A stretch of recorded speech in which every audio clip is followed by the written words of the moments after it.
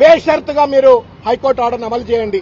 We are hearing the news that ఏదో writ appeal చేస్తాం, పెద్ద పెద్ద లాయర్లను పట్టుకొస్తాం, పెద్ద పెద్ద లాయర్లను పట్టుకొచ్చి మేము డబ్బులున్న లాయర్లను పట్టుకొచ్చి మేము ఏదో మ్యానిపులేట్ చేస్తాము, రిట్ అపీల్ చేస్తాము, ఫస్ట్ కోర్టుకు పోతామని చెప్పని అంటున్నారు.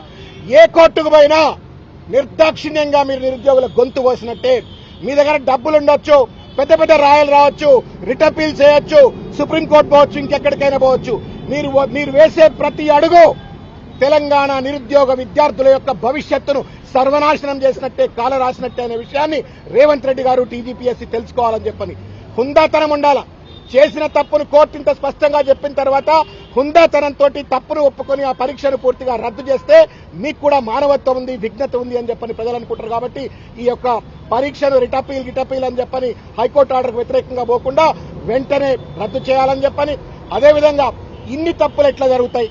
There is an IAS officer sitting there. ఆయన ఒక చైర్మన్, ఆయన కింద ఇంకొక సెక్రటరీ ఉంది, ఆమె ఐఏఎస్ ఆఫీసర్, ఇంతమంది అధికారులు ఉన్నారు. ఇంతమంది ఉండగా ఇన్ని లోపభూయిష్టంగా ఎగ్జామ్ ఎట్లా నిర్వహిస్తారు? ఇన్ని లక్షల మంది జీవితాలతో ఎట్లా చెలగాటమాడతారు?